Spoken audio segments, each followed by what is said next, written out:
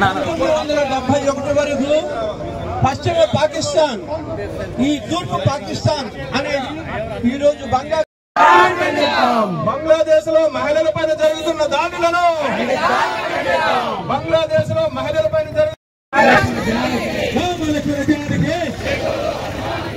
బంగ్లాదేశ్ లో జరుగుతున్న అన్యాయానికి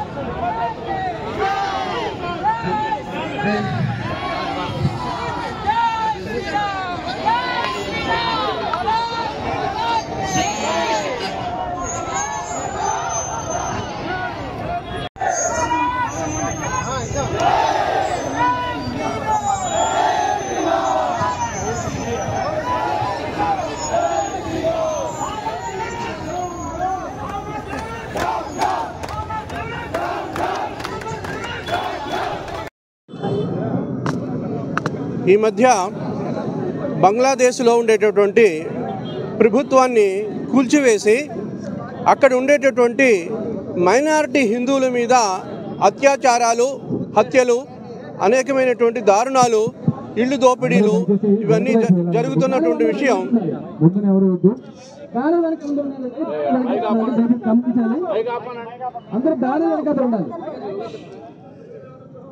మనందరికీ తెలిసినవే. ప్రపంచంలో అనేక మానవ హక్కుల సమితులు ఉన్నాయి.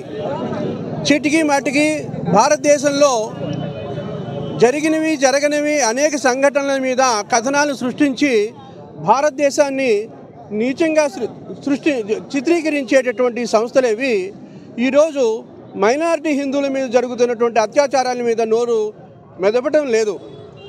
అలాగే అనేక దేశాలు కూడా ఈరోజు మౌనాన్ని వహిస్తున్నాయి. ఈ స్థితిలో ప్రపంచవ్యాప్తంగా ఉండే హిందువులందరూ గళం విప్పాలి. ప్రపంచ హిందువులంతా ఏకమై బంగ్లాదేశ్లో మైనారిటీ హిందువుల మీద జరుగుతున్నటువంటి అత్యాచారాలని ఖండించవలసినటువంటి అవసరం ఉన్నది.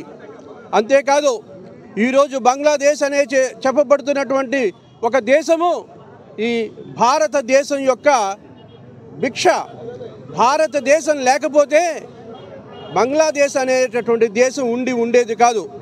1971లో ఇప్పుడు చెప్తున్నటువంటి బంగ్లాదేశ్ ఒకప్పుడు తూర్పు పాకిస్తాన్ మీద జరిగేటటువంటి అత్యాచారాలు అదే మతానికి సంబంధించినటువంటి వ్యక్తులు అయినప్పటికీ వీరు వేరు అనేటువంటి దృష్టితో పశ్చిమ పాకిస్తాన్, తూర్పు పాకిస్తాన్ మీద జరిపేటటువంటి అత్యాచారాలు,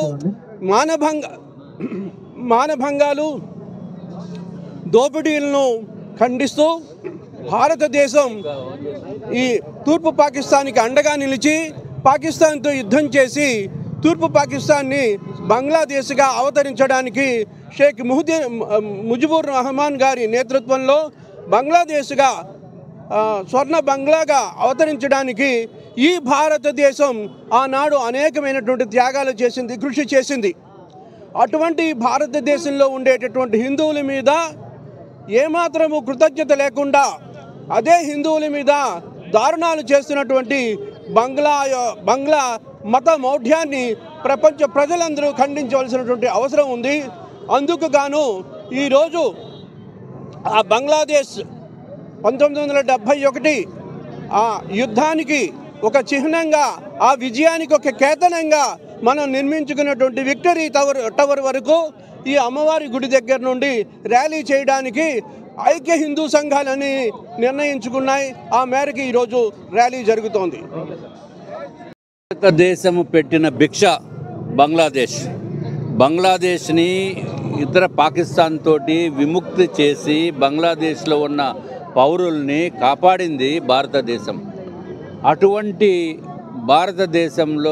భారతదేశానికి సంబంధించిన హిందువుల్ని బంగ్లాదేశ్లో, అంటే హిందువులు అక్కడ మైనారిటీగా ఉన్నారు, బంగ్లాదేశ్లో కోత కోస్తుంటే సభ్య సమాజం అందరూ కూడా స్పందించవలసిన అవసరం ఉంది. ఇది తప్పనిసరిగా ఇటువంటి దౌర్జన్యాల్ని, దుర్మార్గపు వ్యవహారాల్ని బంగ్లాదేశ్లో తప్పనిసరిగా అంతమొందించడానికి ఎన్డీఏ కూటమి కూడా వెంటనే స్పందించవలసిన అవసరం ఉంది, స్పందిస్తుంది. ఇదొక్కటే కాకుండా మొత్తం ఇంటర్నేషనల్గా కూడా ప్రతి ఒక్క చోట ప్రతి ఒక్క భారతీయుడు, ప్రతి ఒక్క హిందువు కూడా దీనిపైన స్పందించవలసిన అవసరం ఉంది. ఈ బంగ్లాదేశీయులు చేసే దురాగతాలని అరికట్ట వేయటానికి తప్పనిసరిగా అందరూ కూడా స్పందిస్తేనే కానీ బయటికి రాదు ఇష్యూని. కాబట్టి ఈ విధంగా చేయటానికి ఐక్య వేదిక అనేది ఒకటి స్థాపించి ఇక్కడ విశాఖపట్నంలో పెద్ద ఎత్తున కాళీమాత టెంపుల్ నుంచి విక్టరీ ఎట్ సీ వరకు ఏదైతే వార్ మెమోరియల్ ఉందో అక్కడ వరకు ఒక మ్యారథాన్ లాగా తీసుకుని వెళ్ళాలనే ఉద్దేశంతో ప్రజలు నిర్ణయించడం జరిగింది. దాని ప్రకారం ఈరోజు ఈ కార్యక్రమం చేస్తున్నాం. ప్రపంచవ్యాప్తంగా ఉన్న హిందువుల మీద అనేక అత్యాచారాలు, మారణకాండాలు జరుగుతున్నాయి. కాబట్టి వాటన్నిటినీ ఖండించడం కోసమే మేము ఈ యొక్క నిరసన ర్యాలీలు చేస్తున్నాము. కాబట్టి ప్రపంచవ్యాప్తంగా ఉన్నటువంటి హిందువులు ఎక్కడున్నా సరే హిందువులకి మేము ఉన్నాము అంటూ మేము నిలబడటమే మా ఉద్దేశం.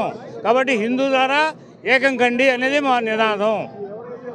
అది హిందూ ఐక్య వేదిక ద్వారా ఈ సందేశాన్ని అందరికీ చెప్తున్నాం. ప్రతి హిందువును పిలిచాం. హిందువులకి ఒక సంస్థ, ఒక ఇది అంటూ లేదు. మొత్తం అందులో హిందూ అన్నది ప్రతి వాడు, హిందూ దేశంలో పుట్టిన ప్రతి వాళ్ళని పిలిచాం. విగ్రహాల ధ్వంసం మీద ఇప్పుడు అదే మాకు రేపు రాబోయే 5వ తారీఖున జనవరి 5వ తారీఖున హైందవ శంకరావం పేరుతో భారీ బహిరంగ సభ కేవలం హిందూ వాటి మీద జరుగుతుంది.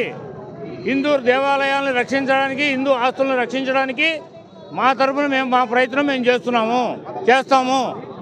మన హిందూ దేవాలయాలు అన్ని మత ఉద్యోగులు అన్ని మత ఉద్యోగస్తులను తొలగించాలని మా ముఖ్య ఉద్దేశం. అందులో కూడా